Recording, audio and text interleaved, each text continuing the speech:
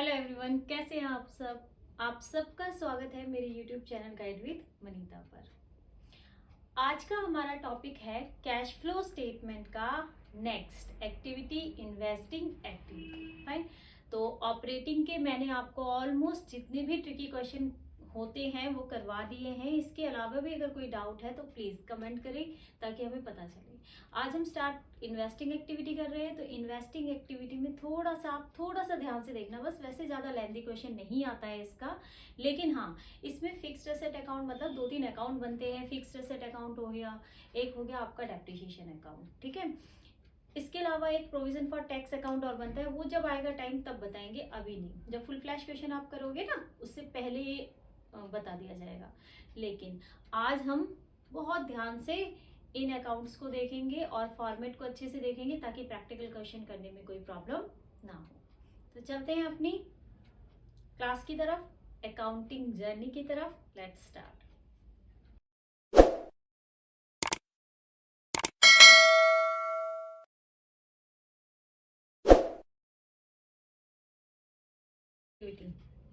Cash flow from statement format वही रहेगा for the year ending 31 मार्च, ठीक है, जो भी आपका ईयर होगा। इसके बाद हमारी जो सेकेंड एक्टिविटी है वो है investing, cash flow from investing activity, ठीक है। Investing activity. अब यहाँ देखिए, इन्वेस्टिंग एक्टिविटी यानी कि इन्वेस्टमेंट, कहाँ कहाँ पर फर्म इन्वेस्ट करती है। तो सबसे पहली बात यह है कि जब भी फर्म अपनी कैपिटल कलेक्ट करती है ना, फर्म के पास जब भी कैपिटल कलेक्ट होती है तो कैपिटल को फर्म एक तो शॉर्ट टर्म असेट्स में इन्वेस्ट करती है, ठीक है, और एक करती है लॉन्ग टर्म असेट्स में। फाइन। जिसे आप नॉन करंट या फिर आप फिक्स्ड असेट भी बोलते हैं, ठीक है। तो अब मैम इससे कैश का आउटफ्लो इनफ्लो कैसे होता है, यहाँ देखिए। अगर आप कोई भी नॉन करंट एसेट, लाइक आप टेंजिबल एसेट और इंटेंजिबल दो होती है, हमेशा याद रखो इसको, टेंजिबल और इंटेंजिबल से प्लांट मशीनरी फिक्सचर फर्नीचर ऐसे याद नहीं रखनी चाहिए। आपके एसेट 2 टाइप की होती है, बेसिकली 2 टाइप की होती है, क्या, करंट और नॉन करंट, यानी कि शॉर्ट टर्म असेट और long term asset. Long term asset again 2 types की होती हैं, टेंजिबल एंड इनटेंजिबल। इस तरह से याद रखो, tangible and intangible. Tangible assets कौन सी होती है, we can see and touch, जिन्हें हम देख या छू सकते हैं। और intangible asset we can't see and touch, यानी कि गुडविल, ठीक है, पेटेंट, ट्रेडमार्क, जिन्हें देखा या छुआ नहीं जा सकता। फाइन। तो अगर आपकी फर्म टेंजिबल असेट्स को परचेज करती है, फर्नीचर परचेज कर लिया, प्लांट परचेज कर लिया, प्रॉपर्टी परचेज कर ली, तो आप मुझे बताइए कि कैश का क्या होगा। टेल मी, कैश आएगा या जाएगा। तो भाई ऐसे टाइम पर जब भी आप कोई चीज परचेज करोगे तो ऐसा तो नहीं है रामलाल से फर्नीचर खरीद कर लाए हो, फर्नीचर भी दे दो और कैश भी, मतलब ये भी हमारे पास रहे, पैसा भी हमारे पास रहे, पैसा देना भी ना पड़े, फर्नीचर भी आ जाए, तो ऐसा नहीं हो सकता, क्योंकि इसे बिजनेस कहते ही नहीं है। फिर तो उसने बेचारे ने या तो आपको डोनेट कर दिया या गिफ्ट कर दिया, ठीक है। तो इसका मतलब ये है कि कैश का क्या होता है इस केस में, आउटफ्लो। फर्म से कैश बाहर जाता है और क्या अंदर आती है, असेट्स आती है। लेकिन हम क्या बना रहे हैं, कैश फ्लो। कैश का हमें फ्लो, हमें आउटफ्लो और इनफ्लो देखना है, इसके अलावा कुछ नहीं। अगर कैश का आउटफ्लो हो रहा है, बाहर जा रहा है, तो बाहर भेज दो, नेगेटिव यानी कि माइनस होगा। और कैश का इनफ्लो हो रहा है, कैश का इनफ्लो कब होगा, इन्वेस्टिंग एक्टिविटी में, जब कोई असेट आपके पास पड़ी हो उसको आप सेल करते हो, ठीक है। अगर आपने कोई एसेट सेल करी है तो कैश का क्या होगा, इनफ्लो होगा। और हमारी इन्वेस्टिंग एक्टिविटी में कैश का इनफ्लो और कैसे होगा, अगर आपको कोई इंटरेस्ट रिसीव हो रहा है, ठीक है, इंटरेस्ट रिसीव फ्रॉम किससे, नॉन करंट इन्वेस्टमेंट। अगर कोई फिक्स्ड इन्वेस्टमेंट आपने बाहर कोई पैसा लगाया हुआ दूसरी फर्म में, उससे अगर आपको क्या मिल रहे हैं, इंटरेस्ट रिसीव हो रहे हैं, डिवेंचर्स पर इंटरेस्ट रिसीव हो रहा है, ठीक है, या फिर dividend receive on shares, shares पर डिविडेंड रिसीव हो रहा है, देन रेंट रिसीव, कोई प्रॉपर्टी रेंट पर दी हुई है वहां से हमें रेंट रिसीव हो रहा है तब, ठीक है। कैश फ्रॉम, इसके बाद हमारा क्या निकल कर आता है, cash from, cash use, from या यूज। एक बार दोबारा देख लो फॉर्मेट को अच्छे से। यहाँ देखिए, cash flow from investing activity, क्या, payment for purchase of tangible asset. मैंने बोला है असेट्स को टेंजिबल और इनटेंजिबल से याद रखा करो बस, ठीक है। नेक्स्ट है payment for purchase of intangible asset. अगर आपकी गुडविल इंटेंजिबल असेट, इसमें बस आपको एक चीज ध्यान रखनी है, इंटेंजिबल में गुडविल, मैंने बोला था कि गुडविल का खास ध्यान रखना है क्योंकि अक्सर कंफ्यूज हो जाते हो। अगर गुडविल कम हो रही है दैट्स मीन कि वो क्या हो रही है, राइट ऑफ हो रही है, तो उसको ऑपरेटिंग में लेंगे, नॉन कैश आइटम यानी कि ऐड करोगे। लेकिन अगर आपकी गुडविल इंक्रीज हो रही है, क्लोजिंग ईयर में अमाउंट बढ़ रहा है, दैट्स मीन कि वो परचेज हो रही है और उसे हम कहाँ लेंगे, इन्वेस्टिंग एक्टिविटी में लेंगे। ठीक है, नेक्स्ट है payment for purchase of non current investment. बेटा नॉन करंट यानी कि लॉन्ग टर्म इन्वेस्टमेंट लेनी है आपको, शॉर्ट टर्म नहीं लेनी है। Short term investment highly liquid investment होती है जो हम इस कैश फ्लो स्टेटमेंट में नहीं लेते। वो हमारा किस में आता है, कैश फ्लो स्टेटमेंट में लास्ट में आता है कैश एंड कैश इक्विवेलेंट में आता है। ठीक है, इसके बाद देखिए proceed from sale of tangible assets. Tangible asset मैंने इंटेंजिबल नहीं मेंशन किया है, क्यों, क्योंकि इंटेंजिबल में जो हम इस चैप्टर में पढ़ेंगे वो खाली गुडविल के बारे में पढ़ेंगे, वैसे पेटेंट ट्रेडमार्क ये भी कहीं कहीं दिए होंगे। ठीक है, इसलिए मैंने इंटेंजिबल के बारे में नहीं बोला। अगर इंटेंजिबल असेट कम हो रही है दैट्स मीन कि वो राइट ऑफ हो रही है और वो ऑपरेटिंग में आएगी। Then proceed from sale of non current investment. Again ध्यान करना, लॉन्ग टर्म इन्वेस्टमेंट ही आएगी, शॉर्ट टर्म नहीं आएगी, वो मार्केटेबल सिक्योरिटी होती हैं। Interest received on investment, interest received on debenture, interest received on share, rent receive. इससे क्या कैलकुलेट होगा हमारा, कैश फ्रॉम या फिर cash use in investing activity. ये था हमारा फॉर्मेट, बहुत सिंपल है, कुछ खास नहीं है, 3 चीजें आती हैं बस, परचेज, सेल और रिसीविंग्स। फाइन। इसके अलावा इसमें आपको अभी फिलहाल के लिए 2 अकाउंट और प्रिपेयर करने हैं। एक आपका फिक्स्ड एसेट अकाउंट होगा और दूसरा प्रोविजन फॉर डेप्रिसिएशन अकाउंट होगा। तो वो और देखते हैं, फिर प्रैक्टिकल क्वेश्चन पर आते हैं। चलिए,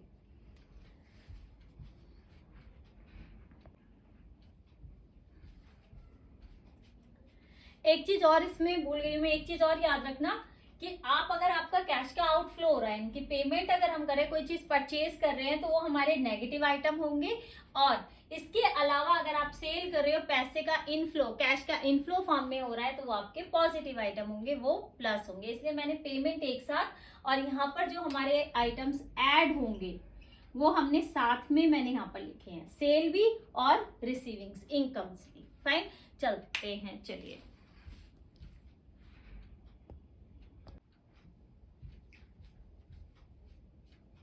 देखिए आपको इन्वेस्टिंग एक्टिविटी के अंदर वो फॉर्मेट तो होगा ही होगा, उसके साथ साथ अगर आपको एडिशनल इंफॉर्मेशन में फिक्स्ड एसेट दे रखी है, तो फिक्स्ड एसेट के बारे में कोई भी इंफॉर्मेशन दे रखी है तो आपको फिक्स्ड एसेट अकाउंट बनाना पड़ेगा।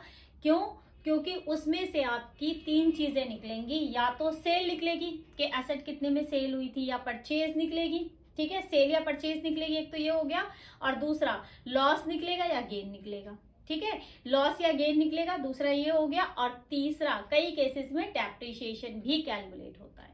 फाइन, तो ध्यान रखना, अगर एडिशनल इंफॉर्मेशन में आपको असेट से रिलेटेड इंफॉर्मेशन दी गई है कि हमने इतने में खरीदी थी, इतने में सेल करी थी, इतना डेप्रिसिएशन चार्ज कर रहा था, या फिर सिंपली डेप्रिसिएशन भी नहीं दे रखा है ना, बस इतना कह रखा है इतने में परचेज करी थी और इतने में सेल करी है, तब भी डेप्रिसिएशन निकालने के लिए आपको अकाउंट बनाना पड़ेगा। ठीक है, तो डिपेंड करता है क्या दे रखा है और क्या नहीं दे रखा। तो बैलेंसिंग फिगर में हम ज्यादातर ये तीनों ही चीजें ले लेते हैं। यहाँ देखिए, फिक्स्ड एसेट अकाउंट क्या होगा, टू बैलेंस, डेबिट साइड आपका, ये सिंपल सा एक बात याद रखना, ये वर्किंग नोट की तरह बनता है, इसलिए ज्यादा सजा वजा के बनाने की जरूरत नहीं है, सिंपल फॉर्मेट है, वर्किंग नोट है। कोई आप ये भी मत समझना कि इसके आपको मार्क्स मिलेंगे, बट ये होता है कि इसके बिना क्वेश्चन नहीं होगा। ठीक है, तो यहाँ देखिए, टू बैलेंस ब्रॉट डाउन यानी कि opening balance, by balance carry down, closing balance, दोनों बैलेंस आपको मेंशन होते हैं, तो सबसे पहले आपको यही लिखने हैं। इसके बाद जो हमारा बैलेंसिंग फिगर में आता है वो आता है बाय बैंक यानी कि सेल, या तो ये निकल कर आएगी, ठीक है, या फिर आपका बाय डेप्रीशिएशन, ठीक है, ये निकल कर आएगा बैलेंसिंग फिगर में। आपका कुछ भी हो सकता है, ये भी बैलेंसिंग फिगर हो सकता है या मेंशन हो सकता है, या फिर by loss on sale of assets account. ठीक है, तो इन तीनों में से आपका कुछ भी कैलकुलेट होकर आ सकता है आपको सेल दे रखी हो, डेप्रिसिएशन दे रखा हो, ठीक है, या फिर और देखिए यहाँ पर टू बैंक, यानी कि परचेज, ठीक है, to gain on sale of assets. अब यहां देखिए, ठीक है, या तो इनमें से भी कोई चीज मेंशन होगी वो आप एज इट इज लिख देंगे, जो मेंशन है वो लिख देंगे, ठीक है। जो नहीं है, अब मान लीजिए आपको सेल दे रखी है, डेप्रिसिएशन दे रखा है, साथ में लॉस भी दे रखा है, तो आपका क्या कैलकुलेट होगा, आपकी आएगी परचेज। फाइन, आपको परचेज भी दे रखी है, आपको सेल भी दे रखी है, डेप्रिसिएशन भी दे रखा है, तो क्या कैलकुलेट होगा, या तो लॉस आएगा या फिर आएगी गेन, ठीक है। अब इसके अलावा यहां और देखिए, आपको कई केसेस में क्या होता है, सेल दे रखी है, ठीक है, यहाँ पर आपको सेल दे रखी होगी, ओपनिंग क्लोजिंग बैलेंस दे रखे होंगे, और क्या होगा कि आपका ये कॉलम ज्यादा होगा more than the credit side, तो उस केस में क्या निकल कर आएगा भाई, डेप्रिसिएशन निकल कर आएगा, ठीक है। क्या निकल कर आएगा, डेप्रिसिएशन, क्योंकि डेप्रिसिएशन को मोस्ट इंपॉर्टेंट तवज्जो यहाँ पर देनी है आपको, उसको इंपॉर्टेंट कैटेगरी में रखना है, ठीक है। इसके बाद आपका बनता है प्रोविजन फॉर डेप्रिसिएशन अकाउंट, या फिर इसको हम एक्यूमुलेटेड अकाउंट भी बोलते हैं, एक्यूमुलेटेड डेप्रिसिएशन अकाउंट भी बोलते हैं। एक्यूमुलेटेड मतलब कि कई सालों से, आपने सुन रखा है ना, एक्यूमुलेटेड प्रॉफिट, एक्यूमुलेटेड लॉस, तो कई सालों के जो इकट्ठे हुए आते हैं, प्रॉफिट हो, डेप्रिसिएशन हो, लॉस हो, एक्यूमुलेटेड, ठीक है। यहां देखिए क्या होगा, इसमें ओपनिंग क्लोजिंग क्या होता है, debit side opening, credit side closing. इसमें उल्टा होगा आपका, क्रेडिट साइड ओपनिंग बैलेंस लिखोगे आप और डेबिट साइड क्लोजिंग बैलेंस लिखोगे, ठीक है। प्रोविजन फॉर डेप्रिसिएशन दे रखा या फिर आपको एक्यूमुलेटेड डेप्रिसिएशन अकाउंट दे रखा, आपको यही करना है। देन यहां पर आएगा टू असेट अकाउंट, जो भी आपकी असेट दे रखी होगी, मशीनरी का डेप्रिसिएशन दे रखा हो या कुछ भी, इधर मैं लिख देती हूँ गिवन डेप्रिसिएशन। जो डेप्रिसिएशन आपको एडिशनल इंफॉर्मेशन में गिवन है वो यहां पर आप लोगे, देन आपका जो कैलकुलेट होकर आएगा वो आएगा बाय डेप्रिसिएशन अकाउंट।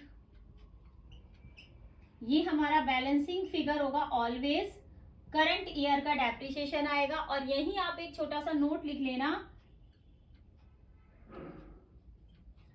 टेक इन ऑपरेटिंग एक्टिविटी, यानी कि जो ऑपरेटिंग एक्टिविटी में लेना है हमें ये वाला डेप्रिसिएशन लेना होगा। यहाँ पर तो जो एडिशनल इंफॉर्मेशन में वही डेप्रिसिएशन लिया जाएगा, लेकिन ऑपरेटिंग एक्टिविटी में जो डेप्रिसिएशन लिया जाएगा, करंट ईयर का डेप्रिसिएशन लिया जाता है हमेशा, ठीक है। क्योंकि जब भी आपको एक्यूमुलेटेड डेप्रिसिएशन या प्रोविजन फॉर डेप्रिसिएशन अकाउंट दे रखा हो तो माना जाता है कि जो वो डेप्रिसिएशन उधर मेंशन है वो ओरिजिनल कॉस्ट पर लगाया हुआ है, तो हमें करंट ईयर का डेप्रिसिएशन नहीं पता होता, इसीलिए हम ये अकाउंट प्रिपेयर करते हैं ताकि हमारा करंट ईयर का डेप्रिसिएशन आए। तो ध्यान रखना बेटा कि अगर आपको डेप्रिसिएशन एडिशनल इंफॉर्मेशन में दे रखा है, एक्यूमुलेटेड डेप्रिसिएशन अकाउंट भी बनाना है, तो एडिशनल इंफॉर्मेशन का डेप्रिसिएशन एक बार तो यहाँ आएगा फिक्स्ड एसेट अकाउंट में, और सेकेंड टाइम पर आप यहाँ पर लोगे उसको एक्यूमुलेटेड डेप्रिसिएशन अकाउंट बनाते वक्त। इसमें से जो बैलेंसिंग फिगर में आएगा ये आपका ऑपरेटिंग एक्टिविटी में आता है, ठीक है, खास तौर पे ध्यान रखना। फाइन, तो चलते हैं आप प्रैक्टिकल क्वेश्चंस की तरफ, वरना वीडियो बहुत लंबी हो जाती है। चलिए ये प्रैक्टिकल क्वेश्चंस पर आते हैं, बहुत जल्दी जल्दी क्वेश्चन सॉल्व करेंगे अपने।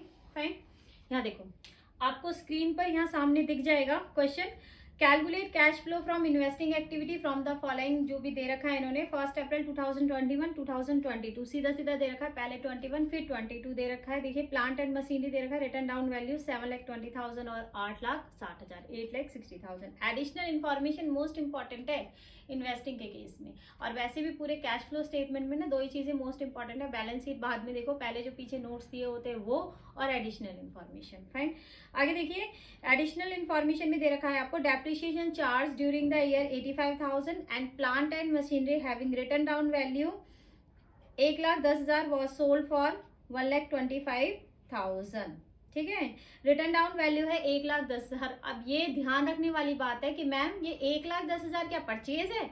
नहीं, ये परचेज नहीं है। क्या बोल रखा है? रिटर्न डाउन वैल्यू, यानी कि अगर आपने कोई मशीनरी भी 2 लाख की परचेज करी होगी, उसके बाद उस पर डेप्रिसिएशन चार्ज किया होगा, ठीक है, डेप्रिसिएशन के बाद उसकी वैल्यू जाहिर सी बात है कि राइट ऑफ हुई होगी, इसीलिए इसे रिटर्न डाउन बोलते हैं।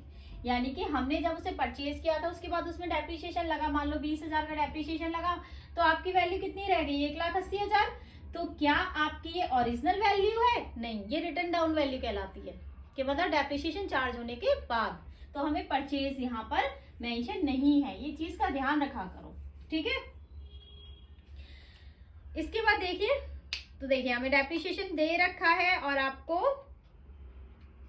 सेल दे रखी है कितने में, 1,25,000 में। तो सीधी सीधी बात है, और भी बताती हूँ मैं आपको, 1,10,000 की थी ना, 1,25,000 में सेल हुई है, ठीक है।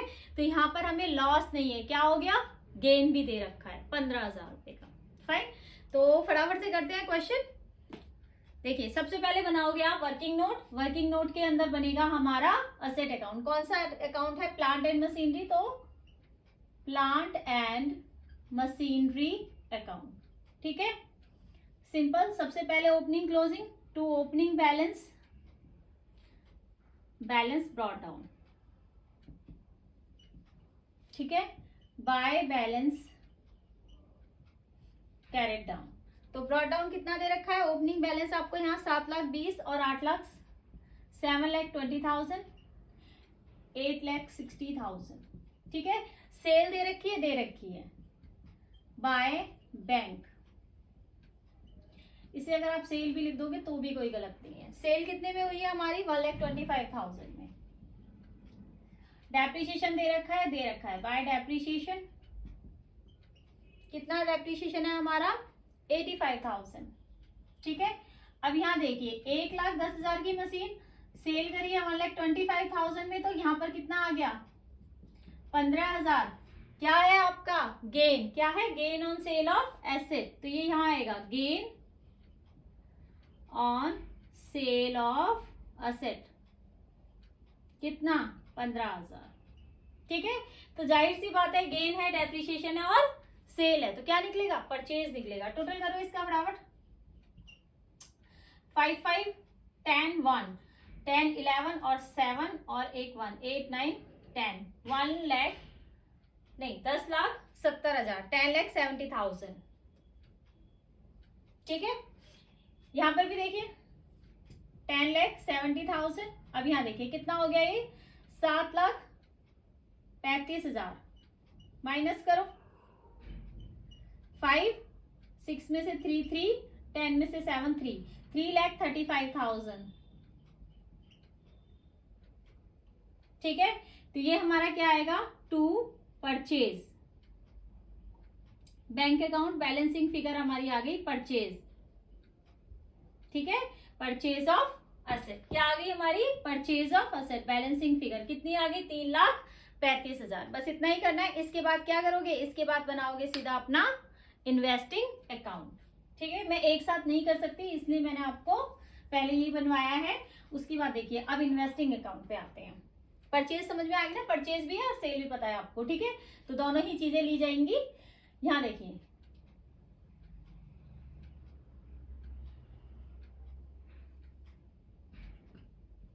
जल्दी जल्दी, कैश फ्लो फ्रॉम इन्वेस्टिंग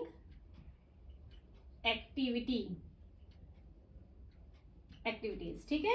क्या आएगा, payment for purchase of plant and machinery account. कितनी है पेमेंट, यानी कि परचेज 3,35,000, ब्रैकेट से डिनोट करेंगे क्योंकि नेगेटिव टर्म है। And proceed from sale of plant and machinery account 1,25,000। तो ये हमारा कितना आ जाएगा, यहाँ देखिए 0, 0, 0, 0, 3, 1 और ये 2,10,000। कितनी आ गई हमारी, 2,10,000। और क्या है, ये हमारा नेगेटिव अमाउंट है क्योंकि माइनस का बड़ा है, ठीक है। तो ये हमारे यहाँ पर क्या आ जाएगा, कैश यूज्ड। कैश का आउटफ्लो ज्यादा हो रहा है, cash use in investing activity, ये आपका आ गया बी, ठीक है।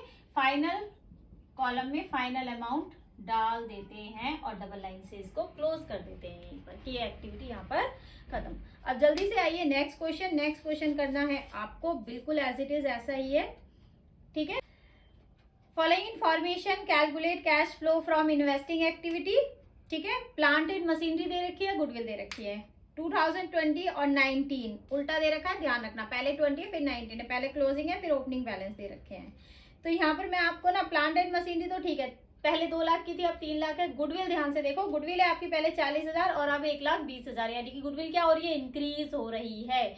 मैंने आपको स्पेसिफाई किया है कि इंटेंजिबल में गुडविल का ध्यान रखना कि गुडविल अगर इंक्रीज हो रही है तो ही इन्वेस्टिंग में आती है, अगर डिक्रीज हो रही है तो हम उसे इन्वेस्टिंग में नहीं लेते हैं। ठीक है, तो यहाँ देखिए इंक्रीज हो रही है, इसका मतलब ये क्या हो रही है, परचेज हो रही है, तो ये आएगी।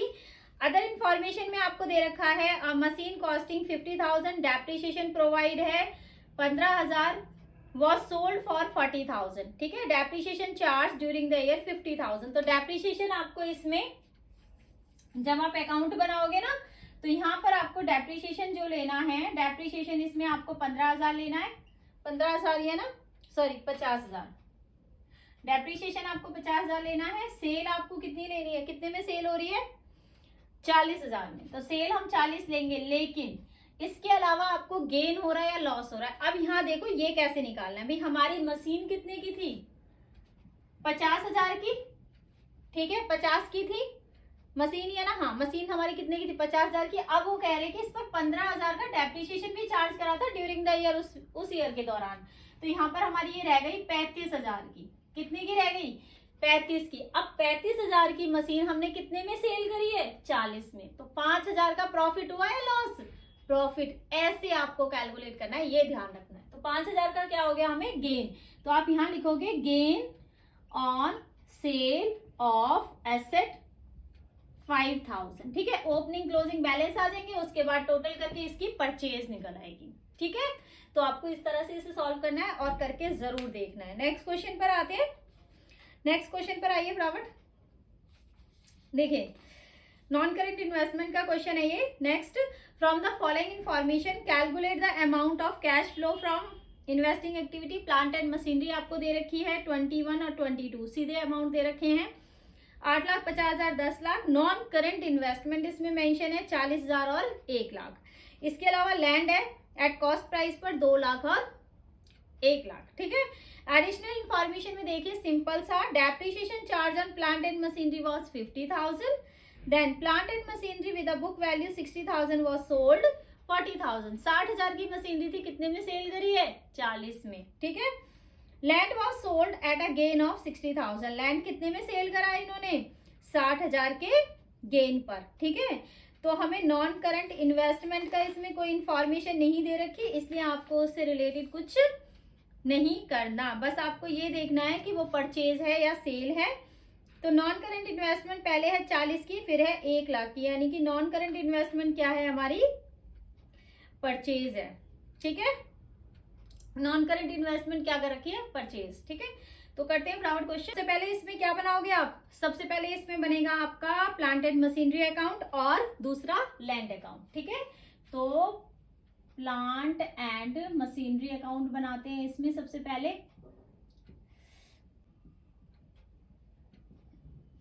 To opening balance brought down.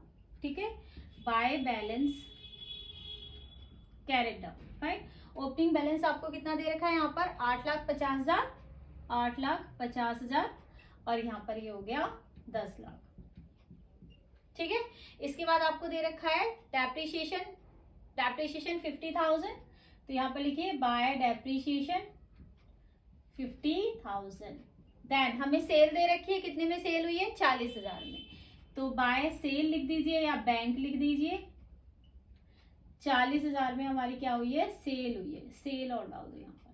ठीक है, इसके बाद देखिए हमारा क्या है, 60,000 की थी, 40,000 में सेल हुई है, तो कितने पर करिए, लॉस पर, बाय लॉस ऑन सेल, कितना, 20,000, 20,000 के लॉस पर सेल हुई है। तो अब देखिए हो गया सारा, ये कितना हो गया, 50 और 10 कितना हो जाएगा, 90 और 10 11, यानी कि 0 1 1 1, 11,10,000 कितना आया, 11,10,000। उसके बाद 8,50 माइनस करो इसमें से, 0,0,0,0,6 और ये 2,60,000 कितना आया? 2,60,000 हमारी क्या आ जाएगी? 2,60,000 आ गई हमारी परचेज। ठीक है, 2,60,000 हमारी परचेज आ गई। इसके अलावा हम आगे बनाते हैं इसमें land account. Land account again simply बनेगा, ये तो बहुत ही सिंपल है क्योंकि इसमें कुछ दे ही नहीं रखा आपको। ओपनिंग क्लोजिंग बैलेंस दे रखे हैं और गेन दे रखी है, तो यहां पर लिख दो to balance brought down by balance carried down. तो ओपनिंग क्लोजिंग बैलेंस कितना दे रखा है? 2 लाख और 1 लाख, 2 लाख और यहाँ पर 1 लाख। उसके बाद इन्होंने कहा है कि हमने 60,000, इन्होंने 60,000 के गेन पर सेल करी है, तो यहाँ पर आ जाएगा टू गेन। ठीक है, 60,000 दैट्स इट, बस इतना ही है इसमें। 2,60,000 ये हो गया हमारा, आ गया आपका बैलेंसिंग फिगर बाय सेल आ जाएगी आपकी कितनी? 2 लाख सॉरी कितनी आ जाएगी? 1,60,000 की। ठीक है ना, करोगे तो 1,60,000। अब यहाँ देखिए सेल कितनी आ गई? 1,60,000। हमें सेल परचेज ही चाहिए इसमें से 1,60,000। इधर हमारी सेल कितनी है? 40,000 और परचेज है हमारी 2,60,000। तो ध्यान रखना, प्लांट एंड मशीनरी की सेल 40,000, परचेज 2,60,000, लैंड की सेल है 1,60,000। तो ध्यान रखेंगे, आप लोग ध्यान रखेंगे। ठीक है, मुझे तो याद ही है। अब फटाफट से बनाते हैं cash flow statement.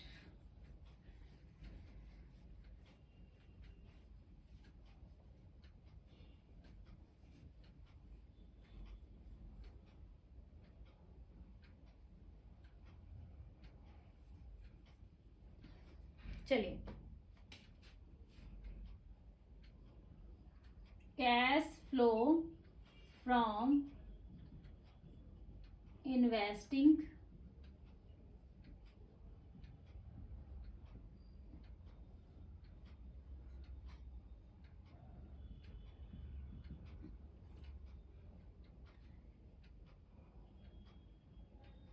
Payment for purchase of plant and machinery. कितने में परचेज करी थी? याद है? मुझे तो याद है 2,60,000 में। कितने में करी थी? 2,60,000 में।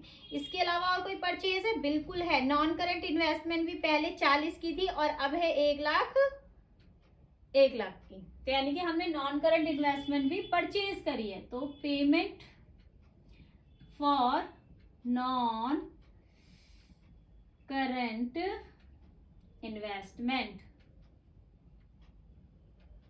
कितने की करी है? 60,000 की। बिल्कुल ठीक है।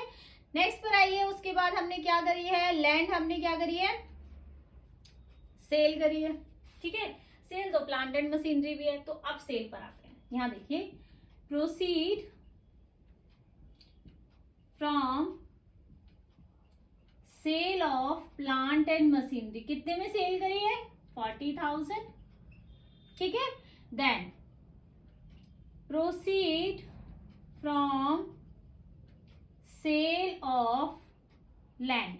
कितने में सेल करा है हमने? लैंड कितने में सेल करा था? 1,60,000। यस, 1,60,000 मुझे याद है। ठीक है, तो अब हमारी परचेज भी होगी और सेल भी होगी। इसके अलावा हमें और कोई रिसीविंग्स नहीं दे रखे, ना इंटरेस्ट रिसीव है ना रेंट रिसीव है। ठीक है, तो सीधा ये यहाँ पर। और कुछ था इसमें? नहीं, और कुछ नहीं है इसमें। तो ये हो जाएगा आपका, कर लीजिए, इसे हो जाएगा आपका 3,20,000। ठीक है, यहाँ पर हो जाएगा हमारा 2 lakh.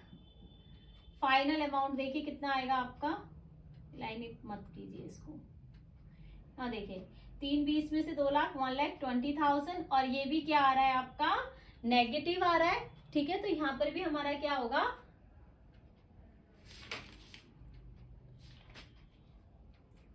Cash used in investing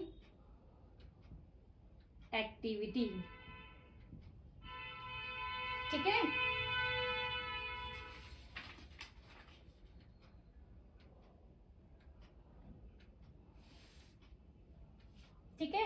या फिर इसको आप और भी बोल सकते हैं cash, net cash outflow from investing activity, क्योंकि कैश का क्या हो रहा है इस केस में, आउटफ्लो हो रहा है, तो आप कुछ भी लिख सकते हैं। ठीक है, तो ये था हमारा नेक्स्ट क्वेश्चन। एक क्वेश्चन होमवर्क के लिए ले लीजिए प्लीज। उसके बाद हम एक वीडियो और प्रिपेयर करते हैं इससे रिलेटेड, वरना बहुत लंबी हो जाएगी। एक वीडियो और प्रिपेयर करते हैं, उसमें 2-3 क्वेश्चन और कराती हूँ थोड़े से, जिसमें और भी आइटम होंगे आपके। ठीक है, और अकाउंट भी आपके दोनों बनेंगे, एक्यूमुलेटेड डेप्रिसिएशन अकाउंट भी और एसेट अकाउंट भी। अभी फिलहाल के लिए आप एक क्वेश्चन लीजिए अपने लिए। हाँ, या देखिए, ये दे रखा है आपको cash flow from investing activity, investment in share of मीको limited. अगर शेयर्स में इन्वेस्टमेंट हुआ है तो जेन्युइन सी बात है कि नॉन करंट इन्वेस्टमेंट यानी कि लॉन्ग टर्म इन्वेस्टमेंट है। यहाँ देखिए स्क्रीन पर आपको दिख जाएगा 2023 और 22। पहले 23 यानी कि पहले क्लोजिंग है, फिर ओपनिंग बैलेंस है। थोड़ा ध्यान से करना, पहले 8 लाख की थी, अब 18 लाख की है आपकी। उसके बाद 12% लॉन्ग टर्म इन्वेस्टमेंट भी दे रखी है आपको, पहले 5 लाख, अब 1,50,000, दोनों ही आपकी नॉन करंट है। देन प्लांट एंड मशीनरी, पहले 4 अब 6। देन गुडविल, पहले 40 अब 1,20,000, तो पहले 40 थी अब 1,20,000 गुडविल है। तो गुडविल का ध्यान रखना, ये भी क्या हो रही है हमारी, परचेज हो रही है। इसके बाद एडिशनल इन्फॉर्मेशन में देखिए 9% dividend was receive from मीको limited, 9% dividend receive हो रहा है। ठीक है, तो यहाँ पर आपका रिसीविंग्स भी आएगा क्या, ठीक है, यहाँ पर आप लिखोगे डिविडेंड रिसीव। कितना डिविडेंड रिसीव हो रहा है, देखिए आप 9% मीको लिमिटेड पर। मीको लिमिटेड का पहले 8 लाख है और अब 18 लाख है। अब ये डिपेंड करता है कि मैम इंटरेस्ट निकालना किस पर है, यानी कि डिविडेंड निकालना किस पर है। अगर आपको एडिशनल इन्फॉर्मेशन में मेंशन होता है कि इन्होंने नए डिविडेंड या नए शेयर कब इशू करे थे, तब तो ठीक है। अगर ये मेंशन नहीं होता कि कब इशू करे हैं, फिर हम प्रीवियस ईयर पर ही कैलकुलेट करते हैं। यानी कि 9% कितने पर होगा, 8 लाख पर, तो ये हो जाएगा 72,000। ठीक है, तो हमारा डिविडेंड आ जाएगा यहाँ पर 9% कितने पर निकालोगे, 8 लाख प्रीवियस ईयर पर ही, तो ये हो जाएगा आपका 72,000। इंटरेस्ट रिसीव कितना हो जाएगा, 72,000। इसके अलावा आपको दे रखा है अ machine costing 50,000, depreciation provide there on 15,000, was sold 40,000। Depreciation देखिए, डेप्रीशिएशन भी है, सेल आपको दे रखी 40,000 की। ठीक है, और अब इसमें मैम प्रॉफिट है, गेन है या लॉस है, तो वो कैसे निकालोगे, 50,000 की मशीन थी, 15,000, देखिए 50,000 की आपकी मशीन थी, 15,000 इस पर अगेन क्या लगा, डेप्रीशिएशन लगा, तो रह कितने की गई, 35,000। और 35,000 की मशीन सेल कितने में करी आपने, 40 में। ठीक है, 35,000 की मशीन सेल कितने में हुई है, 40 में, यानी कि 5,000 आपका किस में आएगा, गेन में। 5,000 आपका आएगा gain on sale of assets में, gain on sale of assets में। ठीक है, इसके अलावा इसमें और कुछ नहीं है भाई, बहुत सिंपल है। सेल आ जाएगी आपकी, और प्लांट एंड मशीनरी का देख लेना, आपका सेल तो है, क्या आता है, परचेज ही आएगी वैसे तो। इसके बाद देखिए इन्वेस्टमेंट शेयर ऑफ मीको लिमिटेड, इस पर इंटरेस्ट तो आपको डिविडेंड तो मिलेगा ही मिलेगा, इस पर भी मिलेगा। और देखिए 12% इंटरेस्ट आपको किस पर दे रखा है, लॉन्ग टर्म इन्वेस्टमेंट पर आपको 12% इंटरेस्ट दे रखा है, तो ये भी आप प्रीवियस ईयर पर ही कैलकुलेट करोगे 5 लाख पर, तो यहाँ पर भी इंटरेस्ट रिसीव्ड और आएगा आपका। ठीक है, इंटरेस्ट रिसीव्ड कितना, 12% कितने पर, 5 लाख पर, प्रीवियस ईयर पर ही कैलकुलेट होगा, ध्यान रखना। ठीक है, कितना आ जाएगा, 60,000। ठीक है, तो ये और आएगा। इसके बाद देखिए सेल और आएगी, क्या नाम है, आपने क्या करा है, investment in share of मीको limited, तो हमारी क्या हो रही है, पहले 8 थी अब 18, यानी कि क्या हो रहे हैं, नए इशू करे हैं आपने, यानी कि परचेज करी है, और आपने इन्वेस्टमेंट और कंपनी के शेयर्स आपने यहाँ पर परचेज करे हैं, तो 10 लाख नेगेटिव में जाएंगे। ठीक है, इसके बाद आपको 12% लॉन्ग टर्म इन्वेस्टमेंट में देखिए पहले कितने थे, 5, और अब कितने हैं, 1,50,000, यानी कि आपने 3,50,000 यहाँ पर क्या करे हैं, सेल करे हैं। ध्यान रखना, ये sale of non current investment में आएगा, और ऊपर में जो दे रखा है आपको वो आएगा आपका purchase of shares of मीको limited, लिख दो, इन्वेस्टमेंट ही है वो भी। ठीक है, तो इस चीज का खास तौर पे ध्यान रखो, और ये क्वेश्चन को मेरी जो मैं बोल रही हूँ उसके अकॉर्डिंग क्वेश्चन को करके जरूर देखना, ताकि आपको खुद की समझ में आए कि कितना आपको आता है और कितना नहीं। तो चलिए इसी के साथ लेते हैं अलविदा। और इसी के साथ अगर आपको कोई भी क्वेरी है तो प्लीज मुझे कमेंट बॉक्स पर लिखें, ताकि हमें पता चले कि क्या प्रॉब्लम आगे आ रही है। ठीक है, तो प्लीज इसी के साथ मेरी वीडियो को शेयर करना या सब्सक्राइब करना बिल्कुल ना भूलें। और हाँ, बेल आइकन को हिट कर लें ताकि आगे के नोटिफिकेशन आपको मिलते रहें। प्लीज चैनल को सब्सक्राइब करें। Thank you.